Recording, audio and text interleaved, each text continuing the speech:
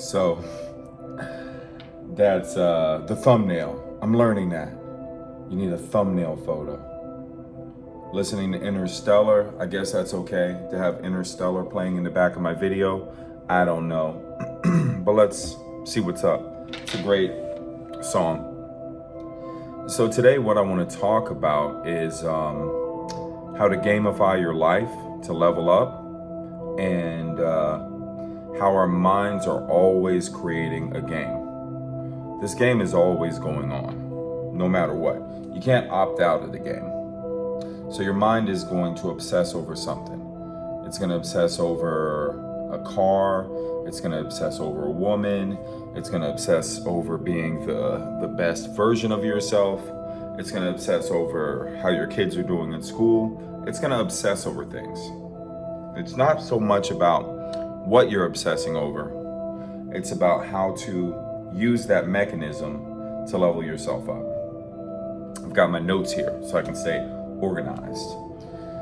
So for a long time, I was really caught up in the dating game and being the most attractive version of myself. Okay. I studied all these tools and tips and tactics and techniques. And then at some point I realized that that's one way of going about things. But there's another way of going about things. You hear people talk about, being a man on his purpose and how that's the most attractive thing that you can be. Okay. Another thing that a lot of the dating coaches don't talk about is they'll talk about how to get the girl, but they don't necessarily talk about building a relationship. Okay. I'm about to turn 45, so your goals begin to shift and change. Why am I mentioning all this? Because I'm obsessed with dating and attraction and those things, but also am obsessed in general with leveling up and continuing to learn and grow. Creating content, this has been a fun journey, right? But I used to identify it as a frustrating journey. It's so frustrating. I'm not getting the results that I want. No one's watching my stuff. No one likes my stuff. They're not engaging. I guess I'm not as charismatic, as interesting, and as fascinating as I thought I was. Woe is me. Now, someone might hear that and say, just keep going, you've got this. Don't say such negative things about yourself, so on and so forth. But I want to present a different argument to you. I want to present the argument that you need something like that in your life. You need something in your life that brings you back to center. In his book, Mikhailchik Sent Me High, Flow, he talks about the need to have stretch goals. So for me, creating content, building a business becomes a stretch goal, something I can get novelty from, get dopamine from. Now, let's say I'm looking to get status from others from it. If I'm not getting that, then my dopamine goes down. But what if I gain dopamine from the process itself? What if I gain dopamine from learning? What if I gain dopamine from iteration? What if, most importantly, I gain dopamine from failure? Now that's a different ball of wax. If you can gain dopamine from failure, you're in a different class. Why? Because if you go to the gym and you're lifting weights, the idea is that you want to lift the weight that's a little bit heavier than you're used to lifting. Okay? You don't get disappointed because you can't squat 450 if you were squatting 425. What you want to do is you want to use that to motivate you to learn more. Am I activating my glutes? Am I activating my hamstrings? So on and so forth. So your brain becomes engaged with solving this problem. If you create an online dating account and you're not getting the results that you want, you can get disappointed and throw your hands up. But that's your ego. Why is that your ego? It's your ego because you have this picture inside of your head of who you are. I'm this guy. And your ego wants to preserve that picture of yourself at all costs.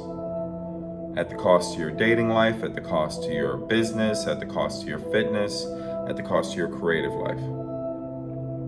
For years, people have said, fail fast, fail fast. But why do people have trouble implementing this? Including myself. Because our egos want to protect us. But here's what happens when we try to protect ourselves. I was at the grocery store and I was chatting with the cashier. And, and before I tell you these two stories,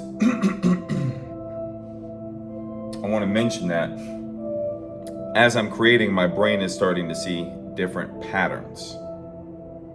So I've been using ChatGPT, which is a software which helps organize your thoughts in writing, okay? My initial reaction when I saw it was, oh my God, no, this is destroying creativity. And then I realized it was taking all my thoughts I was putting into it and coming back to these same basic points that I'm laying out here. Isn't that interesting? It's not discouraging to realize that I have a central theme with what I'm saying, because that's the central theme of my life. As I can see that that's the central theme, I can begin to create new themes and develop mastery around that point, especially if it's a broad universal theme. So that central theme that I see is that we're all playing this game. I was talking with a family friend, and she was sad because her cat ran away. And that's a very sad thing. That's a horrible thing, okay? But that was the game that her mind was currently playing. The cat ran away. You see?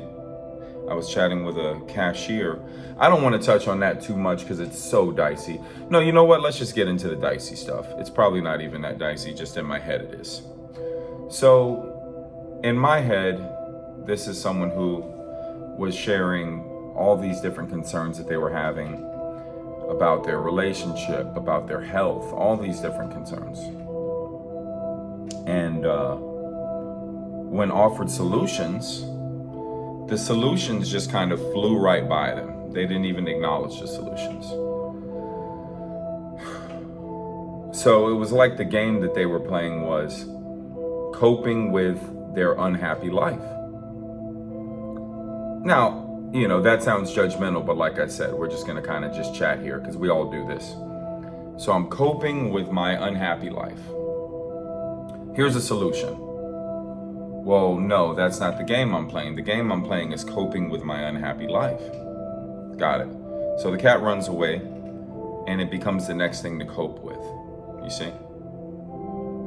I don't want to offer an alternative. I don't want to talk to people about how they should grieve or whatever it may be. But moving on to point number 2. I was at the grocery store and the cashier was sharing with me that she was working at a different grocery store and that for 30 years she was discriminated against and never got a raise. But now at this grocery store, she's gotten a raise. And the ego-driven part of me was like, oh, raise at some grocery store, big deal. But that was just a voice. That was just a voice inside my head that we all have that compares and contrasts. And if you say you don't have it, then you're Gandhi. So congratulations, you have achieved enlightenment. But then I realized, hey, I drive a 15-year-old car. I'm a working guy just like everyone else. I'm working on getting to my next level. And also, I have no idea what this person has going on outside of the grocery store. She might have $100 million and be running her own business. But the game that was being played for her professionally was grocery store. A gentleman at the gym approached me, and he's a coach. He runs a coaching business. And he's letting me know that, hey, he was on pace to make $300,000 and now he's on pace to make $1 million.